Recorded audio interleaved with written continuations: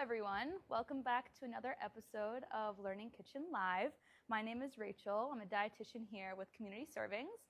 And today we are back to our normal Learning Kitchen Live, and I'm going to be making a beet, apple, and blue cheese salad with you all. This is a great summer either side dish or component of a main dish because it has no heat required. I did use a little bit of heat. We'll talk about that later. But it's also just a really vibrant way to incorporate both vegetables and fruits into your dinner or lunch. So let's get started. Because we are a nut-free facility, instead of walnuts, which I might typically use, I'm using sunflower seeds.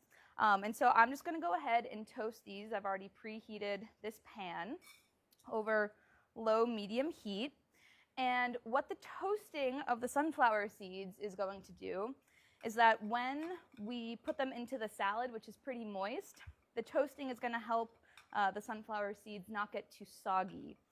It also brings out a little bit of a deeper, more complex flavor, so a little bit more nutty. So sunflower seeds are going to be an awesome source of protein and selenium.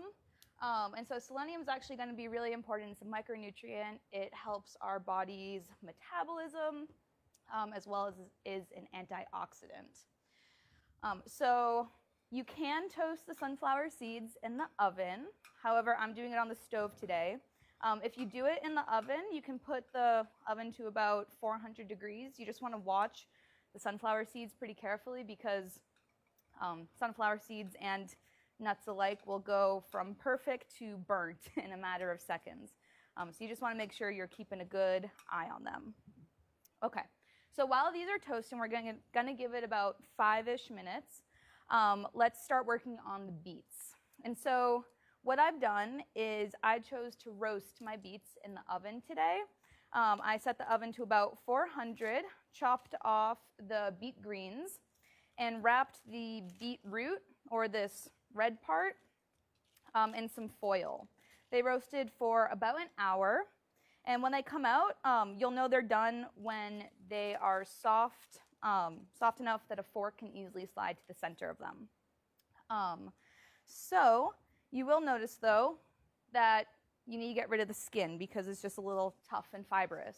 And so what you can do is you can actually take a paper towel and rub it on the beet, and you'll see that the skin is flaking off. So you just want to continue to do that until the skin has come off completely. Beets are a great source of fiber, as well as antioxidants, potassium, and they were introduced as a staple actually in Northeast Europe because they are actually a cold weather friendly plant. They thrive when the soil is actually around 50 degrees, which makes them a good option for our northern climates. You can either harvest them in the spring or even in the fall. All right. Cool. So now that the skin is off, I'm going to go ahead and cut them up. You can cut them to whatever size you'd like. I prefer a kind of chunky dice on them so that you can fit, a few of them into a bite and mix it with the apples that we're going to add. So we're just going to go ahead and cut these. And so beets are actually pretty cool because they come in a variety of different colors. So here we have this beautiful red color. And actually, a fun fact is that beets in the 19th century were used by women to basically color their cheeks and their lips. So that's where the term red as a beet comes from. It was used as blush and lipstick. And you can see they're doing a pretty good job on my hands, turning them a nice shade of red. All right. And I've seen other salads that actually just slice the beets long ways. With that type of salad, you might want to use a fork and a knife. This is nice because, you can just use a fork. But it is totally up to what your preference is.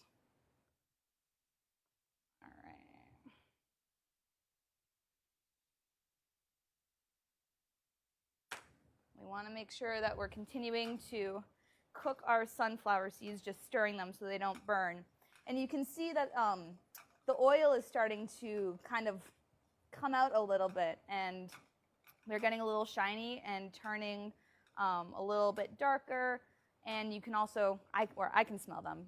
It's becoming more fragrant. So I'm actually going to call that done and take them off the heat so that they don't burn while we're focusing on our beets and apples. And so let's talk about serving sizes of vegetables. So you want to aim for about a cup at a time. And a good trick is that a cup is about the size of your fist.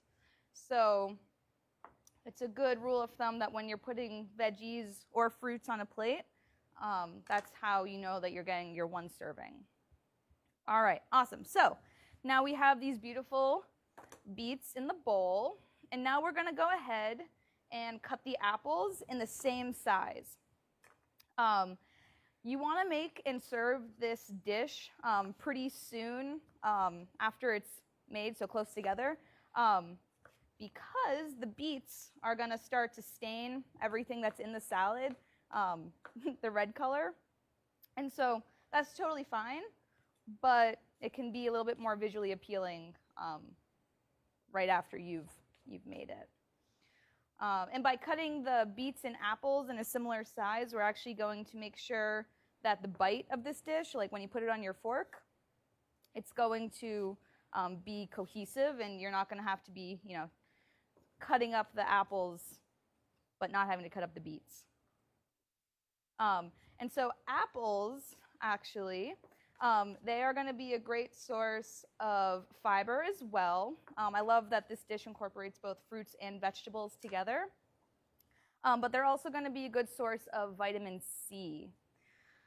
And so now I'm going to add these together in the bowl. And the next step is going to be that we're just going to crumble up some blue cheese. And so blue cheese, it gets its name from the blue mold that is what gives the cheese its awesome kind of bitey, salty flavor. And today we're going to be using the cheese as a salt substitute. So instead of table salt or sea salt, we're going to be using this cheese. And so I think that sometimes cheese gets a bad rap because it has saturated fat in it, which is a fat that has been linked to, when you eat it in high amounts, it has been linked to cardiovascular disease. And the thing is that is true when we eat too much, it can be unhealthy. But in moderation, so about 10% of your energy needs coming from saturated fats, it's actually a totally healthy source of fat. And your body does need fat to function. So I think sometimes we demonize fat. But fat is a really important part of absorbing critical nutrients that require fat to be absorbed into the body appropriately.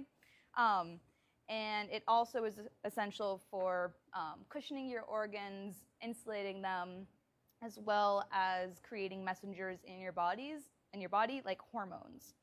So in moderation, it can be a great source of salt, as well as fat, and even a little bit of protein and calcium for your bones. We just want to eat it in moderation.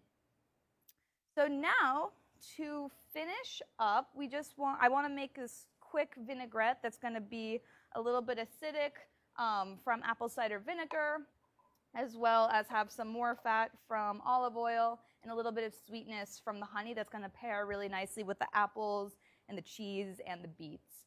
And so to make a quick vinaigrette, I used a 1-to-2 ratio. You can also use a 2 or a 3-to-1 ratio of oil to vinegar. I wanted this vinaigrette to be a little bit more acidic rather than fatty, since we do have that cheese. And so to combine, you'll see that before I mixed it, it had separated out. So the oil and the vinegar were separate from each other. And so when that's the case, you just want to give a little bit of a mix, or if you have a jar with a tight-fitting lid, you can put the vinaigrette in a jar, you give it a good shake, And that's just going to incorporate the vinegar, the oil, and the honey all together to create a cohesive salad dressing that's going to be really nice. So you can see that it's all smooth and nicely incorporated. You can also optionally add some mustard to give it a little bit of extra flavor as well. So what I'm going to do is I'm just going to pour this over our beet and apple concoction. And then we're going to go ahead and just mix it together so it coats everything. You can see that the apples haven't totally been dyed purple yet, but you can see that the longer they sit with the beets, the more purple or reddish pink they are turning.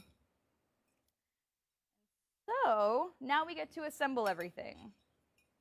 So I have some arugula to put all this on. It's going to have a nice like peppery bite to it, so it's going to balance the meal really nicely and add a little bit extra fiber and extra veggies, some more color, and even some vitamin K. And so I'm going to place the beets and the apples over this bed of arugula. I'm not going to use them all. There we go. And then I'm going to sprinkle some cheese on top. And then we're going to take some of the sunflower seeds and also sprinkle those on top. And so the cheese and the sunflower seeds are going to give us a little bit of protein, like I was saying. But if we wanted to eat this as a main meal, we're going to want to add maybe a little bit of extra protein, so you could grill some chicken potentially. But yeah, so, and you might also want to add a grain as well to make it a little bit more satisfying. But here you have it. We have this nice no-bake beet, apple, and cheese salad. If you give it a try, let us know in the comments. And yeah, thank you for tuning in for another episode of Learning Kitchen Live. I hope everyone has a good rest of their day. Bye.